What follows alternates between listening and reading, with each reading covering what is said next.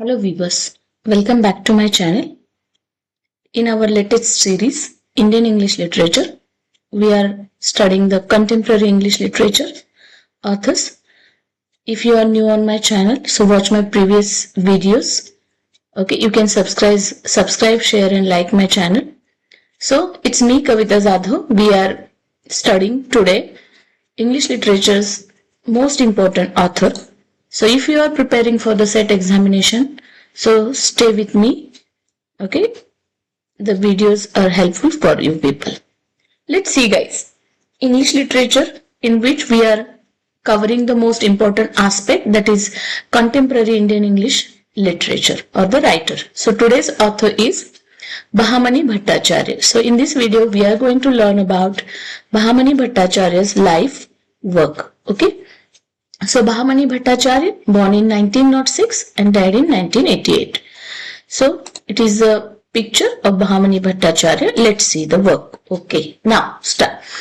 Bahamani Bhattacharya, born in 1906, died in 1988. So his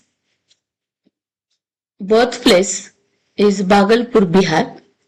He completed his bachelor degree from the Patna University, studied at the University of London, obtained the BA degree from the University of London. He awarded the PhD in 1934 for the historical research.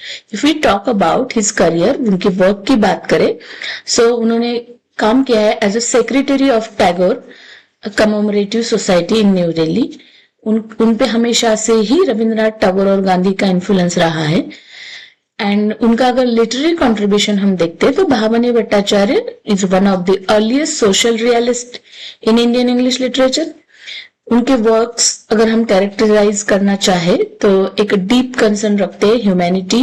उनके work में हमें दिखाई देते हैं themes like social justice, depiction of Indian society during the significant historical events like the Bengal famine and the freedom struggle, as well as he received the novel shadow Sahitya Akademi award in 1967.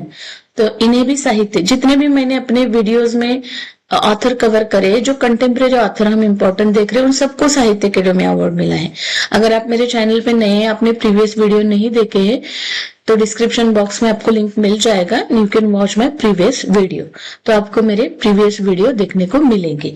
तो यहाँ पे ये जो है बहामनी भट्टाचार्य, इन्हें भी साहित्य अकेडमी अवार्ड मिला है 1967 में. और किस वर्क के लिए? शैडो फ्रॉम लद्दाख, इस वर्क के लिए मिला है. नेक्स्ट देखते हैं उनके मेजर वर्क की डिटेल समरी. फर्स्ट उनका मेजर वर्क आता है so many hungers, one of my favourite, 1947. इसकी सेटिंग रखी गई है. That novel is set against the backdrop of the quit India movement. जो क्विट इंडिया मूवमेंट है, या हम बोलते भारत छोड़ो, 1942 का आंदोलन, उसके ऊपर ये थीम बेस करती है, सेटिंग रखी गई है. सो ही depicted the Bengal famine of the early 1940 also. तो थीम क्या है इसकी? So many hungers की थीम है exploitation, political issues, economic and social issues. So various forms of hunger he depicted. बहुत सारे forms. तो hunger कौन कौन से? Physical hunger due to the famine. Okay, hunger for freedom मतलब भूख, then स्वतंत्रता की भूख, hunger for the wealth, hunger for the sex, hunger for the human dignity and spiritual hungers. तो so many hungers में बहामनी भट्टाचार्य बात करते हैं physical as well as a hunger for freedom, wealth, sex and human dignity as well as the spiritual hunger की वो बात करते हैं. तो इस तरह से क्वेश्चन बन सकता है इस पे कि फिजिकल वगैरह कौन कौन से हंगर डिपिक्टेड है. देन द प्लॉट समरी हम देखेंगे. The narrative intervenes the life of the several character affected by the famine, the freedom movement. Rahul a young intellectual, इसका कैरेक्टर है एक यंग इंटेलेक्चुअल जो नेशनलिस्ट मूवमेंट में इन्वॉल्व हो जाता है. देन है कुणाल, राहुल का ब्रदर है जो रिप्रेजेंट करता है कॉमन मैन स्ट्रगल को. फिर है Devata, their grandfather who embodies Gandhian ideals को फॉलो करते हैं, undertake the hunger strike unto the death. Then है काजोली और the Kajoli, a village girl है who faces the brutal realities of the famine including the starvation and exploitation. तो ये हो गए इनके important character. Sorry. Now If we talk about the significance of the novel portrayed the catastrophic impact of the man-made famine and the war propelled, as well as, give me 1 minute guys.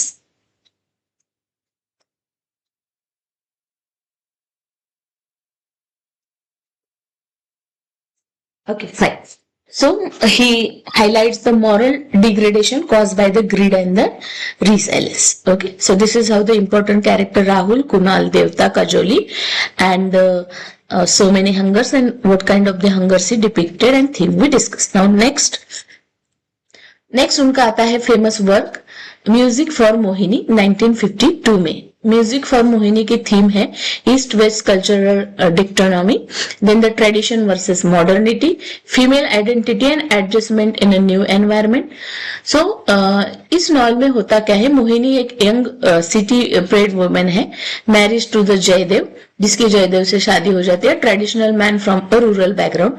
Mohini struggle to adjust to her new life in a village Behula because she belongs to the modern age and she got married to the rural area and adopting the custom, and she tried to struggle to match with the lifestyle of the Jaydev.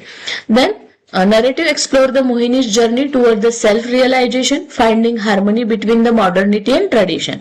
तो character अगर हम इस novel के देखें तो Mohini protagonist है जो symbolize करती है modern Indian women caught between the two world. फिर आते उसका husband Jayadev. Mohini's husband represent the traditional value, desire to modernize his village. Then grandmother, custodian to traditional values, influence Mohini's adaptation. Significance इस novel में हमें देखने को मिलेगा. The novel examine the complexities of arranged marriages, cultural assimilation, depict the effort to reconcile old Eastern view. So this is how the music for Mohini. It is a second novel of Bhamini Bhattacharya. Then हम देखेंगे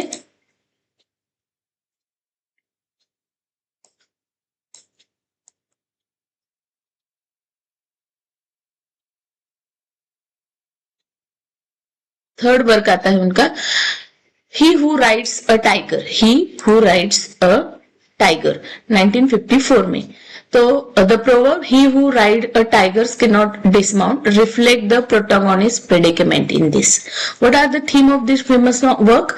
that is social injustice and caste discrimination की बात करते हैं यहाँ पे Bhattacharya. Then revenge and deception, quest for identity and self respect.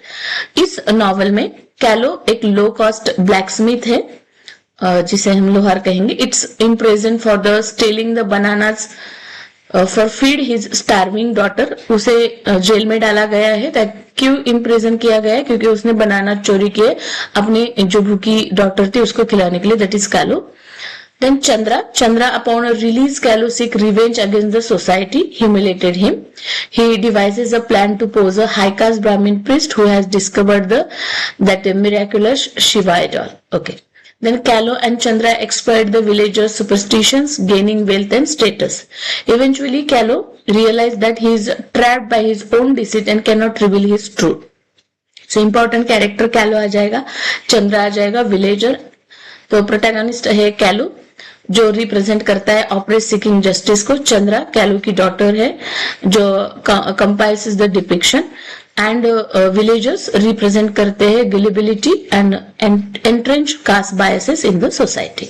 So the critique on the caste system and social hypocrisy in this novel. Now next आता है उनका famous work goddess named gold 1960 में.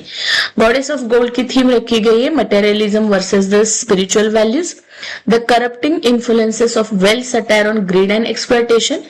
इसमें मीरा नाम का कैरेक्टर है जो एक यंग गर्ल है village of the Sonamitti and receives a magical amulet believe to turn object into the gold. Okay, so villager driven by the greed seek possess the amulet leading to the chaos and moral declines. When we talk about the characters of this novel, Meera एक innocent girl है जो symbolize करती है purity को और spiritual wealth को. Villagers और elder people है जो represent करते हैं erosion of the traditional values in face of the greed.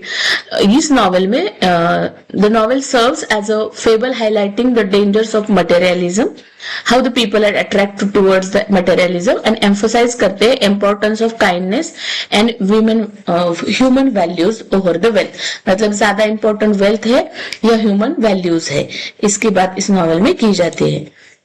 इस तरह से इन शॉर्ट हमने भामनी भट्टाचार्य के इनके क्रोनोलॉजिकल वर्क की भी हम एक साथ याद रख सकते हैं। अगर हमें पहला वर्क पता है और लास्ट वर्क पता है तो हमें भामनी भट्टाचार्य के जो इम्पोर्टेंट वर्क है उसमें हमें सो मेनी हंगर्स पढ़ के जाना है, as well as we have to study the music for Mohini and he who rides a tiger, and you should keep in mind the character also. So the very important theme and character as well as the publication year also important for you people. Okay.